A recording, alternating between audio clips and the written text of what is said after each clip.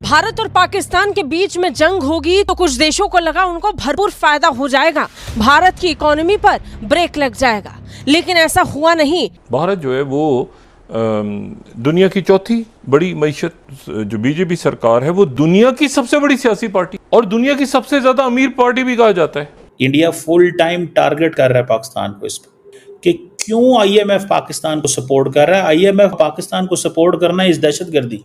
इन organisations के हाथों में इंडियन खून है। संयुक्त राष्ट्र का कहना है कि भारत दुनिया की सबसे तेजी से बढ़ती प्रमुख अर्थव्यवस्था बनी रहेगी। चीन, अमेरिका और यूरोपीय संघ तक पीछे छूट जाएंगे और भारत इन सब से आगे निकल जाएगा। ये कहां से बरादर, कभी तारीख ही पढ़ लो यार। अपनी नस्लों को भी बेवकूफ बनाते हो। खुद तो तुम पढ़े लिखे होगे शायद। जब तक भारत का जोग्राफिया तब्दील नहीं होगा उस वक्त तक इनके रवैये तब्दील नहीं होंगे। इंडिया को उन्होंने क्या किया, इंडिया को तो पैम्पर करके रखा वेस्ट ने। अब वो कहते हैं कि भाई ये आईए का क्या काम है। आई अमेरिका को मैसेज दे रहे हैं कि पाकिस्तान के न्यूक्लियर वेपन कंट्रोल में लेके पाकिस्तान को अपाहज कर दो। पाकिस्तान की सारी वैल्यू खत्म हो जाती है अगर पाकिस्तान का मिसाइल प्रोग्राम और न्यूक्लियर प्रोग्राम ना रहे। खत्म हो जाती वैल्यू पाकिस्तान की। इंसानियत दोस्त प्रोफेसर हाफिज मोहम्मद सईद पाकिस्तान। प्रोफेसर हाफिज मोहम्मद सईद, प्रोफेसर है हाफिज मोहम्मद सईद साहब, आपको क्या हो गया है? आप क्यों उनको दहशत? न्यूयॉर्क टाइम्स ने 24 घंटे पहले एक स्टोरी निकाली जिसमें न्यूयॉर्क टाइम्स ने बताया कि हिंदुस्तान और पाकिस्तान ने क्लेम तो बहुत किए हैं एक दूसरे को हर्ट करने के, हिट करने के, लेकिन जो सैटेलाइट इमेजेस हैं मैक्सर टेक्नोलॉजीज के और प्लैनेट लैब के, वो ये शो करते हैं कि कोई बहुत ज़्यादा नुकसान जो है वो नहीं हुआ। और पाकिस्तान ने जो मिसाइल हमले किए हैं उससे तो हिंदुस्तान को कुछ भी नहीं हुआ। यानी हिंदुस्तान ने जो मिसाइल स्ट्राइक्स की हैं पाकिस्तान के अंदर दो तीन किस्म के उन्होंने मिसाइल्स यूज़ किए। आपको पता है पहले उन्होंने मेरा ख्याल स्कैल्प यूज़ किए जो फ्रेंच टाइप के थे, जो एयर टू ग्राउंड थे, जिसमें उन्होंने 24 मुकामात को हिट किया आज़ाद कश्मीर में, पाकिस्तान में, बहावलपुर के अंदर, मुरीदके में। और वो सारे जो हैं जिन जिन बिल्डिंग्स में उनको जाके लगना था स्कैल्प एक्यूरेटली जाके उन्होंने हिट किया और हम कुछ भी नहीं रोक सके। उसके बाद उन्होंने ब्राह्मोस यूज़ किए जो रशियन और इंडियन ताउन से इश्तराक से बने, और उन्होंने जहाँ जहाँ वो मारना चाहते थे खासा प्रिसाइजली उन्होंने हिट किया। और पाकिस्तान ने किसी किस्म के सैटेलाइट इमेजेस नहीं दिखाए, जबकि हिंदुस्तान की आर्मी एयरफोर्स वाला ने अपनी ब्रीफिंग्स में वो सैटेलाइट इमेजेस दिखाए। बहरहाल New York times did not rely upon दो सैटेलाइट इमेजेस। उन्होंने अपने सैटेलाइट इमेजेस लेके अपनी स्टोरी में दिखाए हैं और वो मैंने देखे हैं बहुत गौर से। और सैटेलाइट इमेज दिखाते हैं कि बुल्हारी जो है जहाँ F-16 होते हैं, जो कराची से कहते हैं कि 100 किलोमीटर 100 मील दूर है, वहाँ पर उन्होंने जिस हैंगर को निशाना बनाया उन्होंने पहले का इमेज दिखाया हमले से पहले का और हमले के बाद का, और वो हैंगर का एक हिस्सा जो है बिल्कुल तबाह हो गया है। इसी तरह से उन्होंने नूर खान एयरबेस के ऊपर जो हमले हुए हैं वहाँ पे भी दिखाया उन्होंने कि बिल्डिंग कैसे डैमेज हुई है। फिर उन्होंने जो रहीम यार खान में हमला है वो भी दिखाया। तो जहाँ जहाँ उन्होंने 3 या 4 इमेजेस उन्होंने दिखाए हैं जहाँ रनवेज जो हैं वो इंटरप्ट हो गई हैं, जबकि पाकिस्तान साइड से ना तो कोई दिखाए गए हैं सैटेलाइट इमेजेस। और फिर उन्होंने उधमपुर के एयरपोर्ट पर जहाँ पाकिस्तान ने कहा कि हमने सब कुछ डिस्ट्रॉय कर दिया है, सारे नाकारा बना दिए हैं, ये हमारी स्टेटमेंट थी, मैं भी दोहराता रहा हूँ पाकिस्तान के पीछे पीछे, वो उन्होंने दिखाया कि उधम एयरपोर्ट के पहले के इमेज और बाद के इमेज हैं 12-13 मई के, और उधम एयरपोर्ट को किसी किस्म का कोई नुकसान उसके रनवे को नहीं पहुंचा। अब इसका क्या मतलब है? इसका मतलब है कि पाकिस्तान ने जो मिसाइल मारे हैं उनका इम्पैक्ट नहीं हुआ, वो एक्यूरेट भी नहीं होंगे, और ये कंप्लेन पहले भी थी कि मिसाइल हमारे एक्यूरेट नहीं है। तो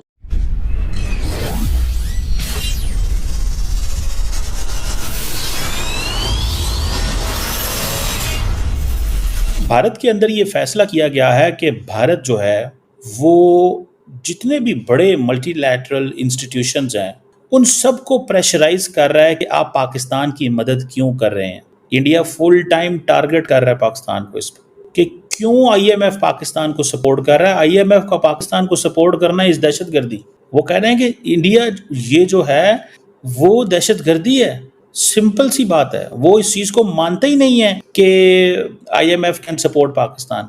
now this is a loan which Pakistan has got. वो कहते हैं नहीं, ये लोन नहीं है, आप बेसिकली सपोर्ट कर रहे हो दहशतगर्दी को। ये वो आईएमएफ को कह रहे हैं फॉरगेट पाकिस्तान। इन ऑर्गेनाइजेशंस के हाथों में इंडियन खून है। वो कह रहे हैं हमें कोई परवाह नहीं है दुनिया हमारे बारे में क्या कहती है, वी डू नॉट केयर। वो खुल्लम खुल्ला लगे हुए हैं। वो कहते हैं जिसने जो करना कर लो यार। ये जो चीज़ है ये बड़ी बोल्ड चीज़ है कि इंडियन मीडिया यूनाइटेड नेशंस को कहे कि तुम दहशतगर्दी स्पॉन्सर कर रहे हो। इंडियन मीडिया आईए, इंटरनेशनल एटॉमिक एनर्जी एजेंसी, वो बेसिकली एटॉमिक एनर्जी एजेंसी से उनका क्या डिमांड है? एटॉमिक एनर्जी एजेंसी से उनकी डिमांड है कि पाकिस्तान के न्यूक्लियर वेपन्स को अपने कंट्रोल में ले लो। ये काम तो अमेरिका नहीं कर सका। बेसिकली तो वो अमेरिका को पैगाम दे रहे हैं कि पाकिस्तान के न्यूक्लियर वेपन्स को कंट्रोल में ले ले। अब आपको याद आई है, समझ आई है मैं जाती तौर पे ये चीज़ समझता हूँ कि इंडिया के अमेरिका में बहुत मजबूत कनेक्शंस थे, बहुत ज़्यादा, और अभी भी हैं। बड़ा लंबा चौड़ा नेटवर्क है इंडिया का अमेरिका के अंदर। हमारा तो उस हवाले से कहीं भी नहीं है, हमारा तो इस हवाले से कहीं नहीं है। हमें तो कोई सपोर्ट नहीं करता। अगर कोई करता है तो बताएं। मैं नहीं समझता हमें कोई सपोर्ट करता है जिस तरह इंडिया को सपोर्ट किया जाता है। हमारी position was not the position the way it should have been. हमें तो वो जिसे कहते हैं ना, हमें तो मुश्किलात ही मुश्किलात मिली। इंडिया को उन्होंने क्या किया, इंडिया को तो पैम्पर करके रखा वेस्ट ने। अब वो कहते हैं कि भाई ये आईए का क्या काम है, आईए अमेरिका को मैसेज दे रहे हैं कि पाकिस्तान के न्यूक्लियर वेपन कंट्रोल में लेके पाकिस्तान को अपाहज कर दो। पाकिस्तान की सारी वैल्यू खत्म हो जाती है अगर पाकिस्तान का मिसाइल प्रोग्राम और न्यूक्लियर प्रोग्राम ना रहे, खत्म हो जाती है वैल्यू पाकिस्तान की। पाकिस्तान वो जो डीहाइफनेशन थी वो रीहाइफनेशन हो चुकी है। अब डोनाल्ड ट्रंप जो बार बार पाक अमेरिका इंडो पाक बात करता है, इंडिया को ये बात इंतहाई मुश्किल लगती है। वो कहते हैं ये कैसे हमें इंडो पाक करता रहता है, ये कैसे हमें इंडो पाक करता रहता है, हमें डीहाइफनेट करें। हमारा पाकिस्तान से कोई लेना देना नहीं है। मोदी साहब नहीं चाहते कि ट्रंप जो है वो हमें हाइफनेट करे, वो जरा भी नहीं चाहते। उनको इस चीज की बड़ी समझ है कि यार पाकिस्तान को गेम से किस तरह बाहर रखना है। अब क्वेश्चन ये है कि हमने अपनी स्पेस वो किस तरह बनानी है, हमने अपनी स्पेस किस तरह बनानी है, हमें क्या करना है, ये है सवाल असल में। आज तो पाकिस्तान के साथ चलो 2-3 मुल्क खड़े हुए हैं, आज तो पाकिस्तान के साथ ये 2-3 मुल्क खड़े हैं, लेकिन ज़रूरी तो नहीं हमेशा ये मुल्क हमारे साथ खड़े रहें। ज़रूरी तो नहीं है ना कि ज़रूरी है। बाइडन के ताल्लुकात जो थे वो इंडिया के साथ अच्छे थे।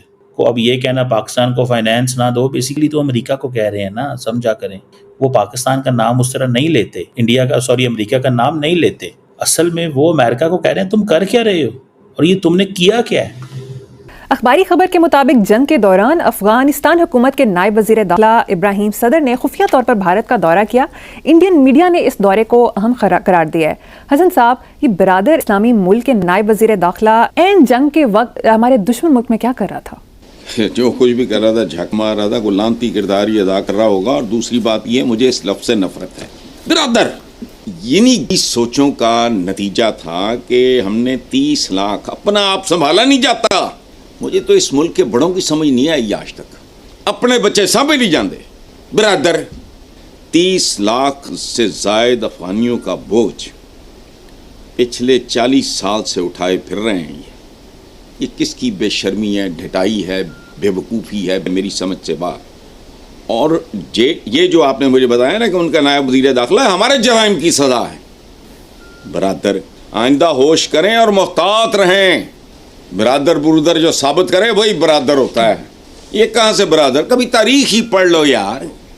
अपनी नस्लों को भी बेवकूफ़ बनाते हो, खुद तो तुम पढ़े लिखे होगे शायद। मैं इनकी बात नहीं कर रहा, जो भी है एलिमेंट इस मुल्क में अपनी निसाबी किताबों में गलत पढ़ाते हैं, पता नहीं क्या क्या करते हैं। सूफिया का देखो, बात सुनो, सूफी शायर किसी का दोस्त दुश्मन नहीं, वो जो हक सच की बात करता है। खदा पीता लाए दाते बाकी अहमद शायदा, नादिर शाह कुत्ते की मौत मारा गया था अपने मुहावजों के हाथों।